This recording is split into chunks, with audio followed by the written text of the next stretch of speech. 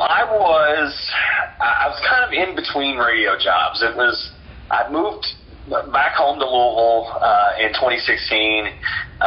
The first job I got, it didn't last real long, and it was just one of those things. Radio moves quickly, and sometimes they just move on without you, and that's what happened. So I was back in my hometown. I didn't really want to move again. I made it back here where all my family is. I had kids that are in school, so it's like I'm not doing this radio, vacation, from place to place like a lot of people do. So while I'm trying to find another gig in radio, I'm working in catering and doing other random things, and I see this, this Gladiator Sports Network tag start to pop up with the OVW stuff. So knowing that as I have been, in wrestling through, since 2004, I know there's not a lot of money in it, you know what I mean? So I never really assumed that could be anything like a career, but once I saw the Gladiator Sports Network thing, I'm like, maybe this is, maybe there's something else here. Maybe there's an opportunity to make money and do wrestling, you know what I mean? And so in my search of radio jobs, I also went to the Gladiator Sports website. I filled out the form that was there. It wasn't even a true email. It was just, fill out the form, send it. Right. And just kind of mentioned, hey, I didn't even mention my history in the wrestling business because I didn't want to look like, I'm trying to get on TV. I'm trying to be a wrestler. Mm-hmm. I said, I work back behind the scenes. I've got history in radio and marketing, and here we go. So I sent that off, didn't think anything of it, ended up getting my current job in radio, which is in Elizabethtown at 94.3 The Wolf. I'd only been there for a month, and one day I'm sitting on the couch at home, and my phone rings from a number I don't recognize. I pick it up, and the voice on the other end is a very familiar voice to me now, but it says, Mr. Cornish, this is, my name is Al Snow. I know my eyes must have gotten so big because I kind of looked over and, looked at my wife and just mouthed the words Al Snow. And while she's not really a big wrestling fan, she was looked at me like, okay. And so, like I said, I'd met Al before, but we weren't friendly. We weren't friends. We had just kind of crossed paths, and so we had probably a 45-minute conversation. I remember I'm standing on my deck going, is this really happening, And he said, well, why don't you come to Christmas Chaos? They were having Christmas Chaos at this location over there, Blank and Baker Road. They had the double cage match. Yes, I was there. So he said, why don't you come to the show, see what you think, talk to me after the show. Okay, fine. So came, watched the show, loved it, talked to him. We went to the arena, talked to him a couple times, and we didn't really flesh anything out here's exactly what you're going to do. But he was like, I know we could use you around here, and, if you can help out.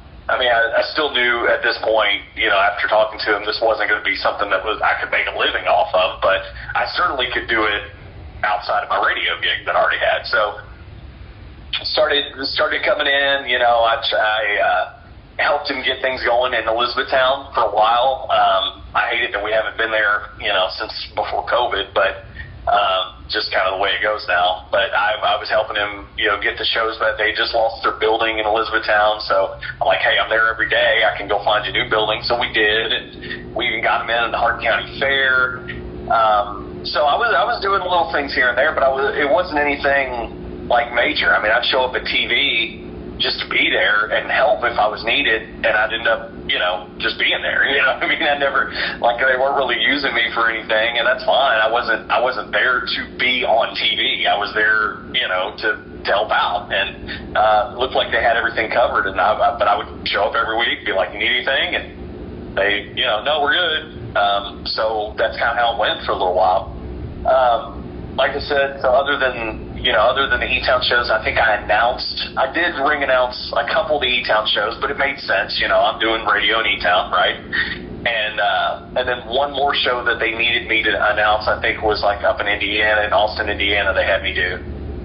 So they knew, that I was a radio guy and that I could do that stuff. So when COVID happened, We saw a bunch of our, regulars that had been there before. Some of them moved on, during that time. And it just so happened that when we opened back up and started doing some TV tapings in Jeffersonville, we didn't have a ring announcer anymore. Right. At one time, we had 3 or 4, and they were all gone. So Daniel Spencer called me, and he was like, "Hey, you're up in Jeffersonville for ring announcing." I was like, "What do you mean I'm up?" He goes, You're going to be our ring announcer on TV. That's what Al said. And I was like, well, he didn't tell me that. So I was like, I guess I'll show up at TV. So I did, and as soon as I did, Al grabbed me and he was like, "Hey, radio guy, you're up. You're going to be ring announcing for us." And I was like, okay, all right, sounds good. Is this like a permanent thing, or and he said, well, we're going to be looking, we're trying to find, and I know what that means. I mean, I get it. Here I am. I'm a radio dude. I'm 40 years old. I'm probably not the first person they want to put on TV. It's like, they had come off of like having, Brittany Deveray on there, and they had Mercy Keller on there, and I get it. And it's like, that's WWE does it too. They want to put a good-looking woman on. I get that. I have no qualms with that whatsoever if that's the demographic they're looking for. Right. So I'm like, I'll just fill in this until the time comes. Linda Kay came on board at one point. We had a couple other girls that kind of came through, and they didn't really fit. Linda Kay lives in Wisconsin, in Wisconsin, so she comes down like once a month. So other than that, it's 3 years later and it's still me. So that's kind of how it happened as far as the ring announcing thing goes, and I'm still doing it. I'm still loving it, and and I enjoy working with Linda. I enjoy working with AJ McKay, who he was a buddy of mine already, and I kind of brought him on board, and he's kind of been a house of fire, helping with production and ring announcing, and and commentary and everything. So. And producing a lot of the Tron videos and the recap packages. So AJ has probably been my best work in OVW was bringing AJ McKay to the table, I think.